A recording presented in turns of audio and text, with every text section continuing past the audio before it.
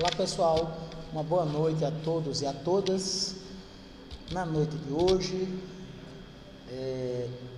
dia 11 de junho de 2019, terça-feira, nós vamos dar continuidade ao estudo do tema relativo aos crimes contra a honra.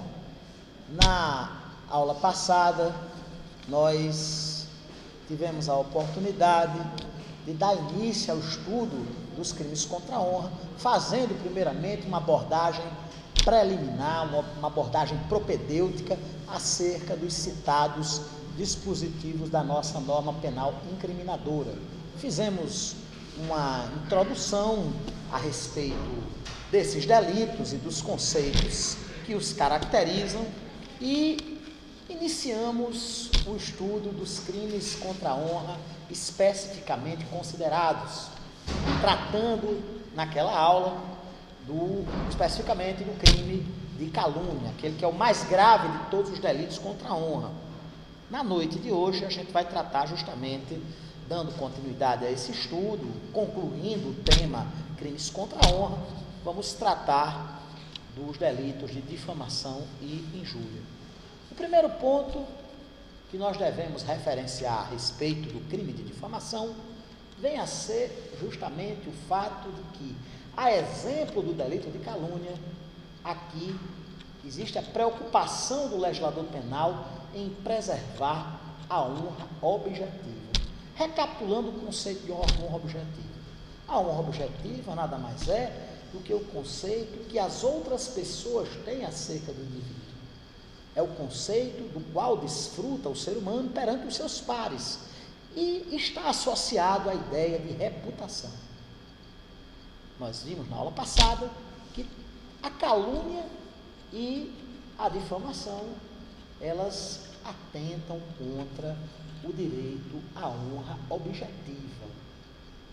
É justamente a moral objetiva, a reputação do indivíduo que vem a ser afrontada com a prática desses delitos. Havendo, entretanto, algumas sutis, porém importantes, diferenças entre o crime de calúnia e o crime de difamação. Paralelamente a esses dois delitos, de calúnia e difamação, que atentam contra a reputação do indivíduo, contra a sua honra objetiva, nós temos também o crime de injúria. No crime de injúria, o que vem a ser objeto da infração penal praticada pelo agente que produz aquele crime contra a honra, vem a ser a honra subjetiva do indivíduo. Só recapitulando, a honra subjetiva, ela é associada ao conceito de autoestima. A honra subjetiva nada mais é do que o conceito que o indivíduo tem acerca de si próprio. Mas vamos aqui voltar à questão da reputação, da difamação. A inclusão deste tipo penal da difamação, ele pretende tutelar, proteger a reputação da pessoa humana. Aqui é necessário que haja a imputação de um fato. Porém, diferentemente do que ocorre no crime de calúnia, esse fato não deve ser um fato criminoso. Há a imputação de um fato determinado, desonroso, desairoso, ofensivo à honra objetiva do indivíduo, à reputação do indivíduo. Porém, esse fato não deve ser um fato criminoso. Porque se for fato criminoso, aí ocorrerá o crime de calúnia e não o crime de difamação. Certo? O que vem a ser difamar?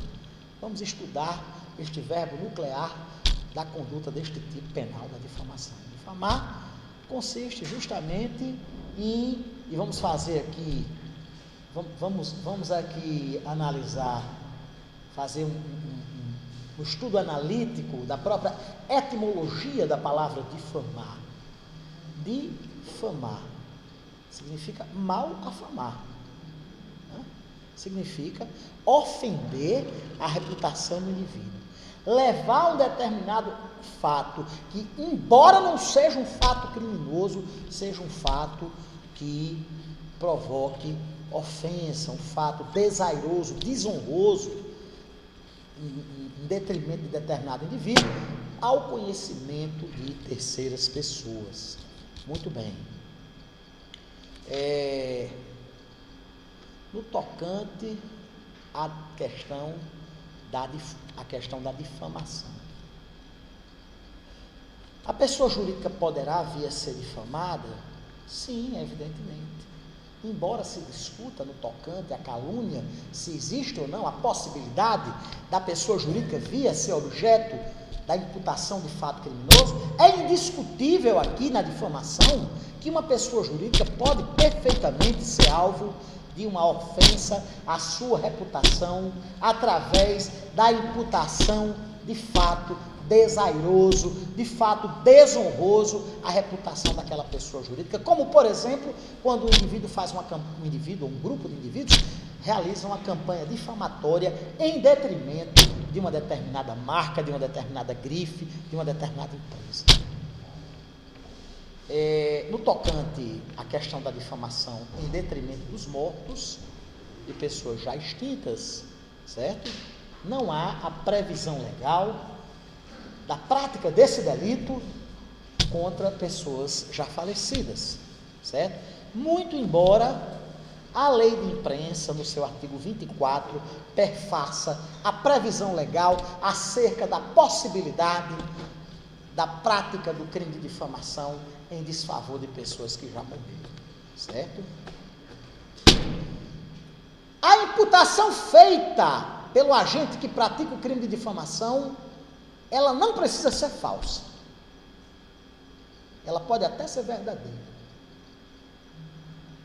A caracterização da difamação reside, diferentemente do que acontece na calúnia, não na falsidade da imputação, mas sim no fato de que a imputação do fato atrai desonra, abala a reputação do indivíduo. Mas não há necessidade, no caso específico da difamação, da imputação ser falsa. Ela pode até ser verdadeira. Por quê? Não é lícito a ninguém fazer juízo moral acerca dos atributos inerentes à personalidade de outro. Não é da conta de ninguém se o sujeito levou chifre. Não é da conta de ninguém se a moça tem como meio de vida a prostituição. Prostituição no Brasil, como vocês sabem, não é crime. Crime, obviamente, consiste na exploração da prostituição alheia, através do delito de lenocínio, através do delito de proxenetismo, através do delito de casa de prostituição. Mas quem é? Olha, a casa de prostituição é crime, certo? Mas qual é a defesa? Qual é a defesa desses estabelecimentos? O que é que afasta a tipicidade dessa conduta? Em geral, essas casas, antigamente denominadas de casas de tolerância, casas de recursos, casas de caridade, prostíbulos, lupanares, né? Essas casas, em geral, elas se consistem em bares que vendem alimentos e bebidas normalmente, com a frequência de senhoras ou senhoritas que se dedicam àquela que é denominada de profissão mais antiga do mundo. E no fundo desses estabelecimentos, geralmente há quartos que são locados, certo? Tanto as moças que lá exercem tal profissão, quanto aos frequentadores do lugar. Ou seja, qual é a defesa do ponto de vista jurídico penal? São estabelecimentos em que há quartos disponíveis para hospedagem ou encontros ainda que fortuitos e casuais e rápidos, e um bar ou uma boate, certo? O que descaracteriza o crime de casa de prostituição. A casa de prostituição é um ambiente voltado para a exploração da atividade da prostituição alheia. Mas, em regra, a prostituição no Brasil, voltando aqui à questão da difamação, ela não é crime. É uma prática que pelos valores ainda vigentes na sociedade brasileira, pelas imposições históricas do patriarcado, não é uma profissão moralmente edificante. Não é sequer uma profissão regulamentada, em que pese a Previdência Social conter no seu cadastro de atividades a profissão de profissional do sexo. Mas não há ainda o sistema da regulamentação, como ocorre em alguns países europeus, notadamente a Holanda, a França, a Noruega, a Dinamarca, a Suécia, onde essa profissão é regulamentada, inclusive com direitos trabalhistas, inclusive com associações, sindicatos, inclusive com recolhimento de tributos ao Estado. Aqui não há esse sistema da regulamentação da atividade. Mas também não há, como acontece, por exemplo, em alguns estados norte-americanos, como acontece, obviamente, em alguns países do mundo islâmico, a proibição da prostituição. A prostituição não é proibida, não é tipificada como crime. Se a moça utiliza-se como meio de vida a atividade de dispor o seu próprio corpo para atividades sexuais, para a prestação de serviços de natureza erótica, o problema é exclusivamente dela. O problema só será da sociedade se a prostituição consistir na prática da prestação de serviços sexuais por crianças e adolescentes. Aí realmente é da conta de todos nós, haja vista que isso consiste na exploração sexual das mais odientas de crianças e adolescentes. Agora, a prostituição é uma atividade que, embora não seja regulamentada, é perfeitamente lícita. E quem é que tem nada a ver se a colega de faculdade faz frete, como se diz no jargão popular? Quem é que tem nada a ver se a vizinha presta serviços de natureza sexual? Sujeito que, por exemplo, diz: a filha de fulano é quinga. O que é que ele tem a ver com isso? Pois não, Raimundo? Agora o que eu pergunto aqui, e qual é a fronteira? Onde é que termina o fofoca e começa a difamação? Está parecendo um negócio meio vago. A simples imputação de fato desabonador da conduta do indivíduo consiste no crime de difamação.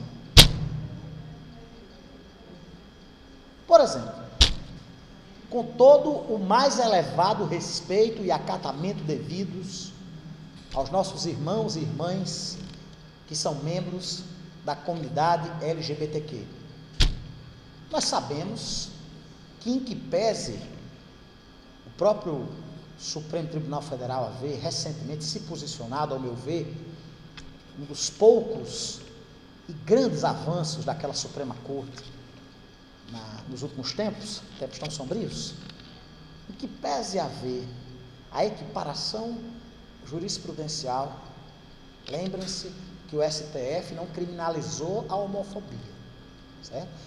Até porque o STF, lembrem-se que a atividade legislativa em seara penal é exclusiva do Poder Legislativo Federal, salvo raras exceções previstas na Constituição, em que se atribui aos Estados.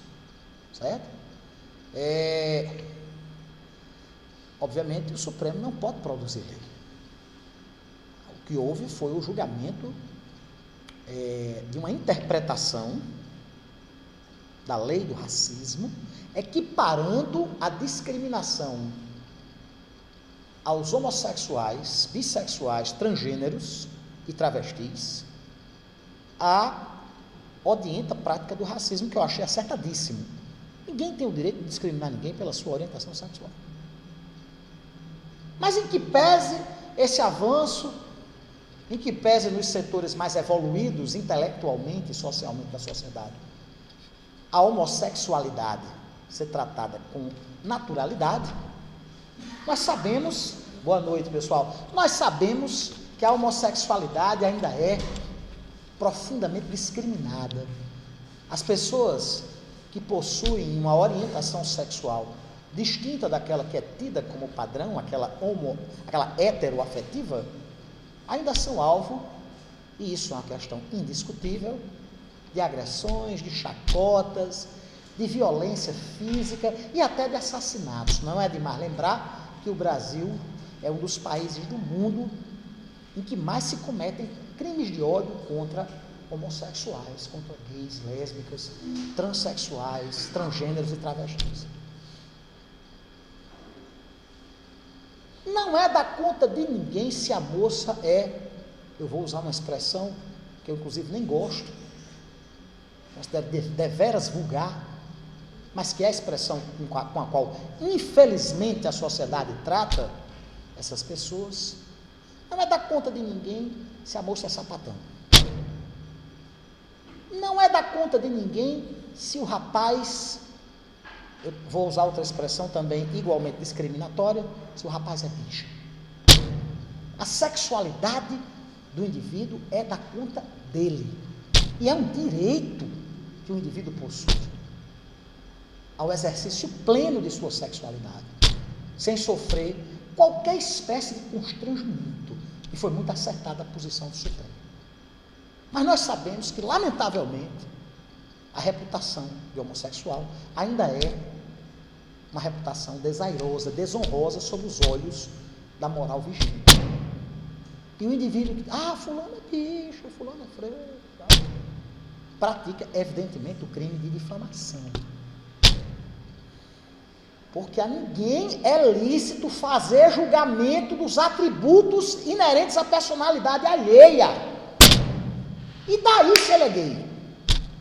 E daí se ela faz frete? Quem é que tem nada a ver com isso? Ou seja, uma das diferenças fundamentais da calúnia para a difamação é que na calúnia o fato imputado necessariamente é falso. E o agente sabe que é falso. Na difamação, o fato objetivamente imputado à pessoa humana pode até, minha cara Teresa, ser verdadeiro. Mas ninguém tem nada a ver com isso. Na calúnia cabe a exceção da verdade como instrumento de defesa. A pessoa contra a qual foi imputada a prática da calúnia através da queixa, esses crimes são de ação penal privada, através da queixa, pode perfeitamente utilizar-se da chamada exceção da verdade e provar, ele é corrupto mesmo, ele é ladrão, ele é homicida, ele matou fulano, porque a veracidade da imputação leva à atipicidade da conduta. Na difamação, não. A imputação desonrosa feita pode até ser verdadeira, porque na difamação o ponto fundamental vem a ser justamente a imputação de fato desonroso, que não deve ser fato criminoso e que pode até ser verdadeiro. Salvo, prestem muita atenção, na difamação praticada em detrimento de funcionário público no exercício de suas funções, porque aí a imputação deve ser falsa. Fulano falta para não sei o quê. Fulano é desidioso, não atende ninguém. Não é crime você ser um servidor público desidioso, ou faltoso, ou impontual. Mas, evidentemente, que uma reputação dessas atinge de forma muito comprometedora a moral objetiva do servidor público. E a imputação terá que ser falsa, cabendo, portanto, a exceção da verdade. É a única situação no crime de difamação em que cabe a exceção da verdade.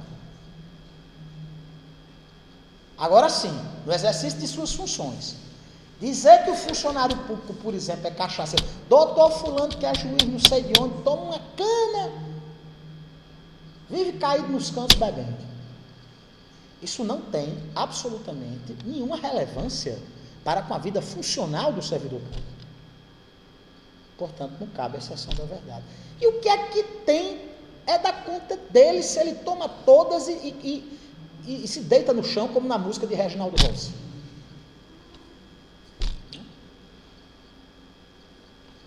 Isso tem nada a ver com o exercício de suas atribuições funcionais.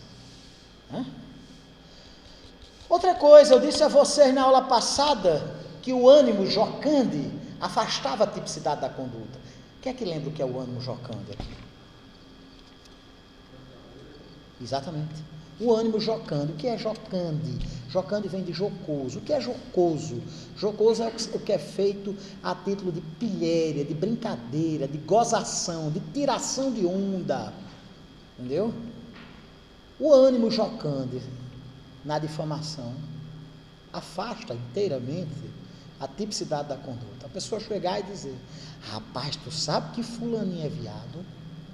Em tom de brincadeira.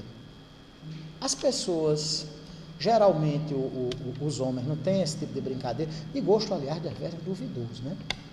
Deveras duvidoso.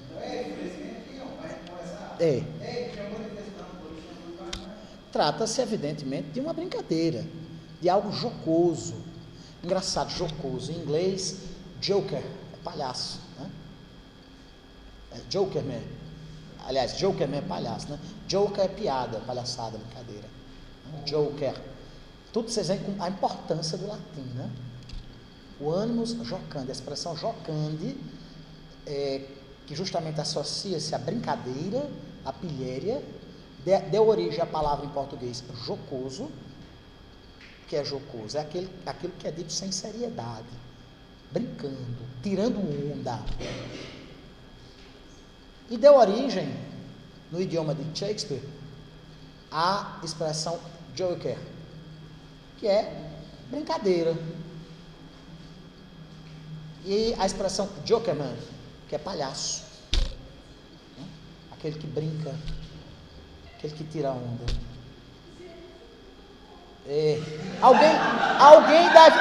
Alguém deve ter feito um comentário jocoso e elas saíram rindo. Foi. Alguém deve ter feito um comentário. Gente, o ânimo jocande afasta completamente a tipicidade da conduta. É necessário, pessoal, gente, é necessário aqui na difamação, a exemplo do que acontece na calúnia, que a imputação seja feita com seriedade. Rapaz, a vizinha do 405 faz frete. É um entra e sai de homem do apartamento dela. É diferente, vocês meninas vão saber do que eu estou dizendo, de uma menina que chega para outra e diz: mulher, aquela rapariga daquela fulana, amiga da gente, marcou de tomar uma comigo e não foi. Você não quer dizer que a moça se dedica à profissão mais antiga do mundo. Ela está brincando. Prevalece aí a ausência de seriedade da imputação feita. É diferente da situação em que se imputa com seriedade, com serenidade, uma afirmação que, mesmo que seja verdadeira, atrai a prática da conduta da difamação. Sendo que na difamação não existe. As duas diferenças fundamentais entre calúnia e difamação. Na calúnia exige-se que a imputação feita seja de fato criminoso. Na difamação não. Na calúnia, a imputação feita deverá ser falsa. Na difamação, não. Salvo na situação da difamação praticada contra o servidor público no exercício de suas funções. Na calúnia admite-se a exceção da verdade como meio de defesa. Na difamação não se admite a exceção da verdade, salvo na situação da difamação feita contra servidor público no exercício de suas funções. Aí é uma coisa que as aproxima. Tanto na calúnia quanto na difamação, a imputação deve ser feita com seriedade, não se admitindo a consumação delitiva quando o agente tiver feito a imputação com o ânimos jocande, em tom de brincadeira, de pilheira, de gozação. Vocês entenderam? Beleza. A questão da consumação delitiva. Sim, a lista. Vai me esquecendo, obrigado, viu? Ana Cláudia, não é isso? Muito bem, Ana Cláudia. Ana Cláudia, você é ruiva natural ou você tem um cabelo? Porque deixa eu dizer uma coisa, na Idade Média, as ruivas eram queimadas na fogueira da Inquisição. Ela ficou constrangida, gente. Não só os cabelos, mas também as faces agora estão rosadas, estão rubras. Na Idade Média, as ruivas eram queimadas na fogueira da Santa Inquisição sob a acusação de serem bruxas. Quantas barbáries o ser humano já cometeu em nome de Deus, por razões religiosas ou políticas? E sempre na história humana em que política e religião se misturam, as consequências são desastrosas, como as que nós, infelizmente, temos presenciado na contemporaneidade. Felizmente.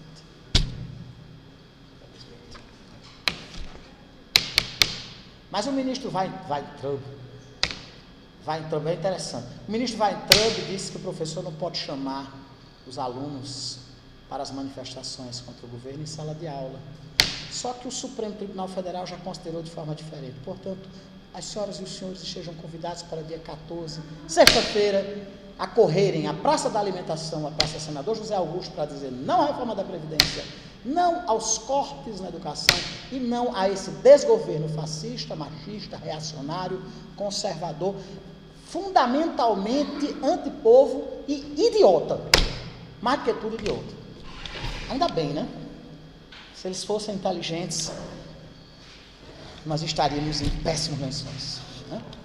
Mesmo que o Supremo não tivesse confirmado que o professor, em sala de aula, convocar para essas manifestações era o exercício pleno da liberdade de expressão, eu não faria a menor questão de respeitar os ditames do citado ministro.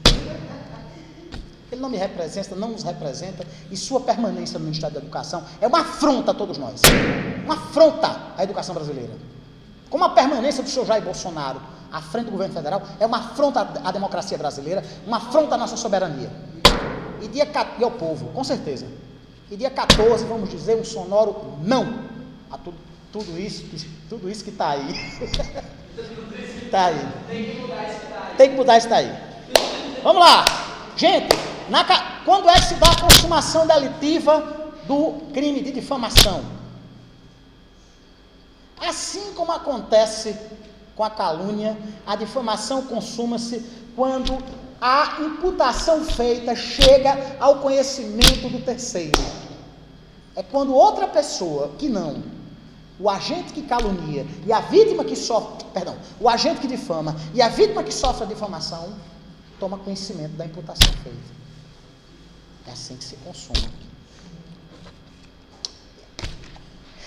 A prática do crime de difamação admite a tentativa? Sim e não.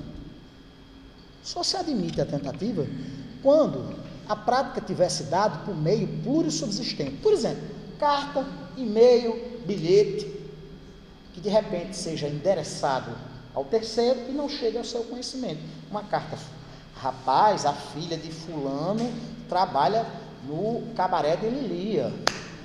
E aí, não que eu já tenha frequentado. Bom, é vereadora, lá em São José dos Cacetes. Gente, olha, a filha de fulano trabalha no cabaré de Lilia. E aí, de repente, essa cartinha, esse bilhete, esse e-mail não chegam. Em razão da plurissubsistência desse delito, admite-se a tentativa. Porque, por exemplo, a carta pode não chegar, o e-mail, o servidor pode não entregar por algum motivo. queda da conexão, alguma coisa assim, certo?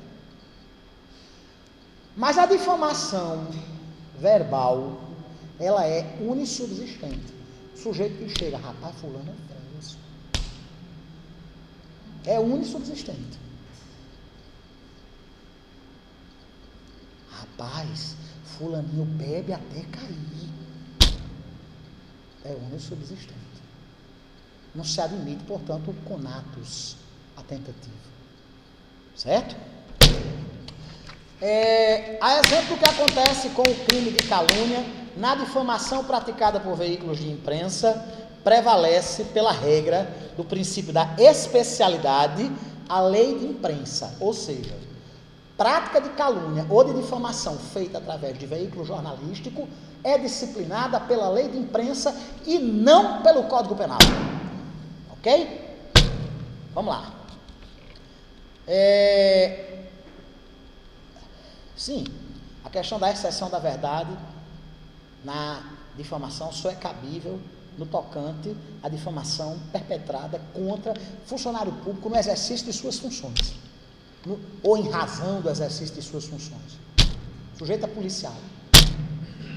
Rapaz, fulano fica de guarda, dorme a noite todinha. Ainda que a imputação tenha sido feita fora do momento de trabalho, mas se é feita em razão do exercício da função pública, da função, da atividade pública desenvolvida, há a prática da difamação, que admite a exceção da verdade, certo? Salientando-se que, ao tempo da prova da verdade, o sujeito ainda deva ser funcionário público. Agora sim, por exemplo, dizer, professor fulano vive bebendo, fora do ambiente de trabalho, pagando com o dinheiro dele, entendeu? Assim, que não tem nenhuma relação com sua atividade funcional, é da conta de quem? Dele. Ou seja, Ou seja, existe a caracterização do crime de difamação, porque não cabe a exceção da verdade, certo? Por quê? Não tem nada a ver com o exercício das funções. Policial, médico, advogado, advogado público, eu digo, né? Servidor público, juiz, professor, ele vive tomando cana, é da conta dele, certo? Agora, se o indivíduo apresenta-se alcoolizado no ambiente de trabalho, eu não estou dizendo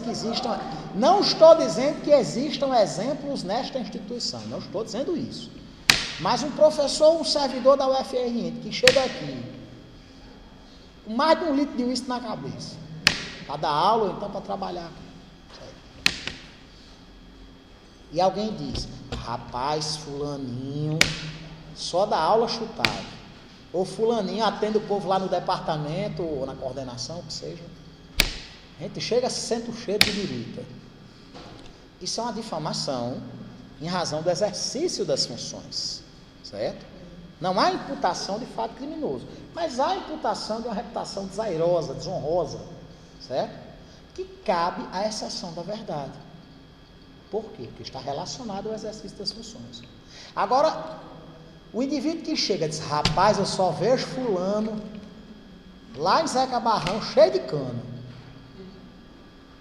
Trata-se, evidentemente, de um crime de difamação.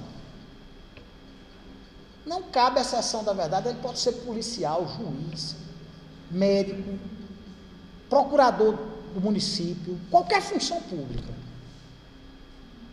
Não estando relacionada ao exercício das funções, não cabe a exceção da verdade e é difamação mesmo. Ainda que seja verdadeira, porque a difamação não pressupõe a falsidade da imputação, diferentemente do que acontece, meninos e meninas, na prática do crime de calúnia, certo? Ok, pessoal? Alguma dúvida? Posso passar adiante? Galera, vamos conversar acerca do crime de injúria. A injúria, diferentemente do que acontece com a difamação e com a calúnia, ela visa a proteção da honra subjetiva da pessoa humana, a honra subjetiva do indivíduo, que está relacionada à os atributos que o indivíduo tem acerca de si mesmo. Está associado à autoestima. Enquanto que a honra objetiva está associada ao conceito de reputação, a honra subjetiva está associada ao conceito de autoestima. É o conceito que o indivíduo tem a respeito dos seus próprios atributos pessoais. E a injúria consiste justamente na imputação de qualidades negativas, de fatos que deponham contra a autoestima das pessoas, certo? Que contém fatos que devem ser enunciados de forma vaga, genérica, certo? É interessante, gente, que o crime de injúria ele é de forma livre. A injúria ela pode se caracterizar pela prática das mais variadas condutas. Pode se dar pela forma oral, seu isso, seu aquilo, outro. De forma mímica, como aquele clássico gesto advindo da civilização romana, em que o dedo médio é colocado entre o indicador e o anelar. Aquele gesto dos mais deselegantes. Ainda bem que você fez, viu? Isso consiste, obviamente. Interessante que lá na Inglaterra. Interessante. Eu falando desses gestos, pessoal. Gente, por favor. Eu falando desses gestos, eu me lembrei que lá na Inglaterra, lá no Reino Unido, existe uma expressão mímica que ela significa duas coisas radicalmente diferentes. Assim, é aquele gesto eternizado por Sir Winston Churchill, que foi assim. Que é o V da vitória, que na época da campanha contra o pesadelo nazi-fascista, na época dos duros anos da Segunda Guerra Mundial, Churchill criou esse gesto, que é o V da vitória. Churchill eternizou o V da vitória e o Keep Calm. O Keep Calm é porque havia um clima de terrorismo, óbvio, né? Você imagina você viver nas grandes cidades britânicas, como Londres, Southampton, Birmingham, Dublin na Irlanda, Glasgow na Escócia, e você saber que todo dia os alemães davam rasantes, jogando os famosos mísseis V1 e V2, destruindo centenas de prédios e matando milhares de pessoas todos os dias. Havia um clima de medo, de terror, né? E aí Churchill criou um lance de genialidade. Eu considero Churchill um pouco imperialista, mas de uma genialidade, de uma inteligência fora do comum. Pouca gente sabe que Churchill passou a guerra tomando no café da manhã licor de mamão, uísque e ostras, e passava o dia todinho bebendo no gabinete, e o gabinete dele ficava do lado de uma suíte, e ele gostava muito de tomar banho, ele era muito gordo, gostava muito de tomar banho, e muitas vezes as pessoas chegavam para as reuniões e viam o senhor primeiro-ministro enrolado numa toalha, fumando um charuto e com uma dose de uísque na mão. E Churchill criou o Keep Calm. Keep Calm, em sentido literal, significa fique calmo, permaneça calmo, fique frio, né? Relaxe, entendeu? E criaram começou a estampar as camisetas, outdoors, fique calmo, no sentido de manter a calma, porque o desespero só pioraria a situação, né? Aí tem o V da vitória e tem essa expressão, que é uma expressão altamente injuriosa, né? Que é uma expressão mímica totalmente desrespeitosa, né? Inclusive, gente, a injúria, ela pode ser até real. O tabefe no rosto, que não lesione a incolumidade física. Existem poucos gestos tão desonrosos, especialmente dentro da nossa cultura machista, para um homem, do que levar um bufete no rosto. Antigamente, nos tempos de antanho, dos tempos em que os duelos eram a forma com a qual os desafetos resolviam as suas diferenças, geralmente se convidava para o duelo com um tapa no rosto, que podia ser com a luva ou poderia ser com a própria mão, entendeu? Seria um desafio para resolver suas pendências através de uma justa, seja ela com espadas, facas, adagas ou pistolas, né? Numa festa de Santana dessas, só abstraindo um pouco para a gente brincar, eu estava ali na praça da Matriz, na praça que leva o nome do Monsenhor Alfredo Gugel, mas ninguém chama de Praça Monsenhor Alfredo Gugel, é Praça de Santana ou Praça da Matriz. E estávamos numa mesa, aí tinha um cidadão, que eu até me dou muito bem com ele, que eu e esse cidadão tínhamos namorado a mesma moça, em ocasiões obviamente diferentes, e a turma começou a brincar dizendo que nós iríamos fazer uma justa, né? Que iríamos fazer uma justa, eu muito amigo do irmão dele, o irmão dele dizendo, não, eu sou o padrinho de fulano, porque eu naturalmente sou irmão dele, mas fulano é muito seu amigo, vai ser o seu padrinho. Vocês vão discutir aqui quais vão ser as armas utilizadas, se vai ser espada, faca, punhal, adaga, pistola, tal. E a gente falando isso, todos obviamente com bastante uísque e cerveja na cabeça, tinha umas senhoras na mesa que disseram, pelo amor de Deus, não façam isso não. Acreditaram na veracidade das nossas intenções, que nós iríamos disputar a pretensa moça, que já namorava com outro cara, há muito tempo, nem namorava comigo, nem com esse menino. De quem, inclusive, sou amigo. Era uma brincadeira. Era uma coisa jocosa, né? Mas tinha umas senhoras já sexagenárias e septuagenárias que conferiram credibilidade a essa brincadeira e disseram, não faça isso não, pelo amor de Deus. Entendeu? Coisa de caicó.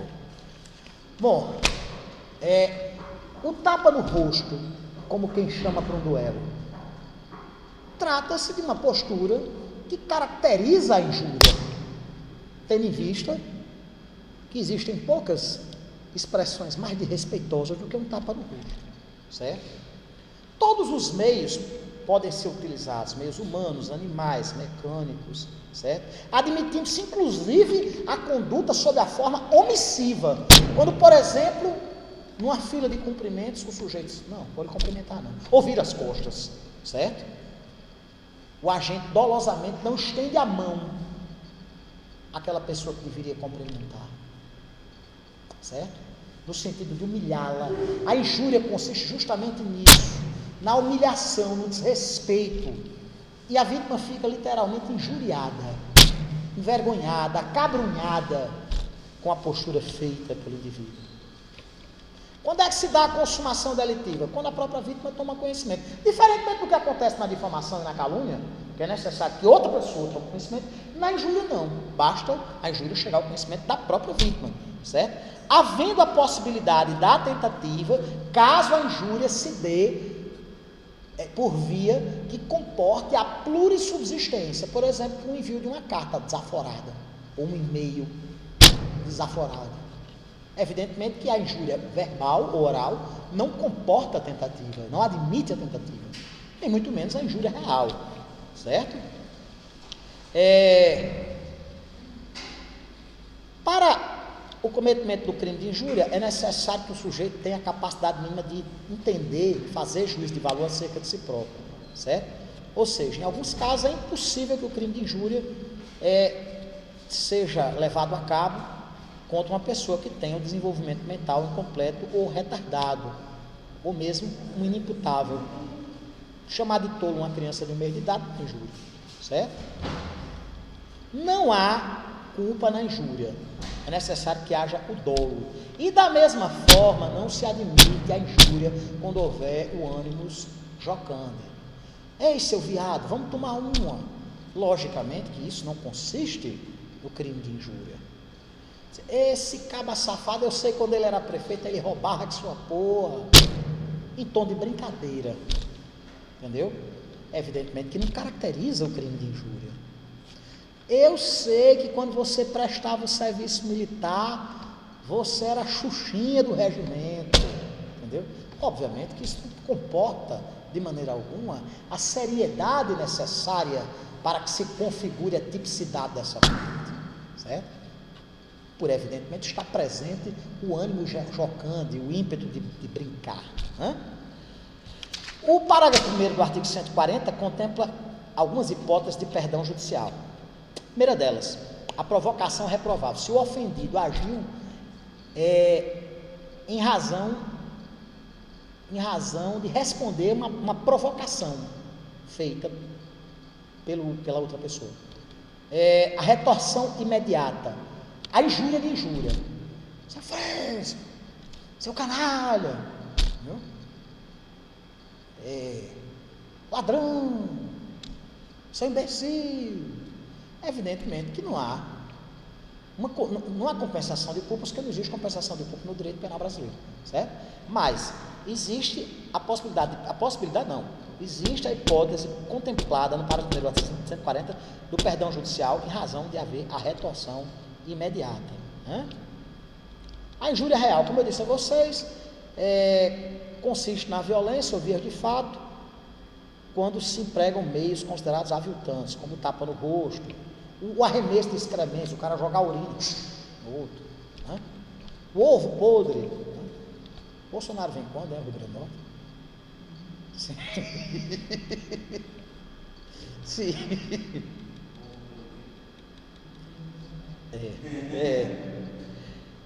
Na injúria real, a contravenção penal das vias de fato vê-se absorvida pela prática do crime, certo?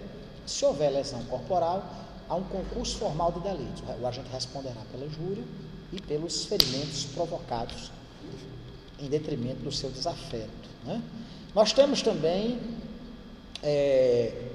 a injúria qualificada, que consiste na referência a elementos de raça, a chamada injúria racial, etnia, religião ou condição de pessoa idosa ou portadora de deficiência.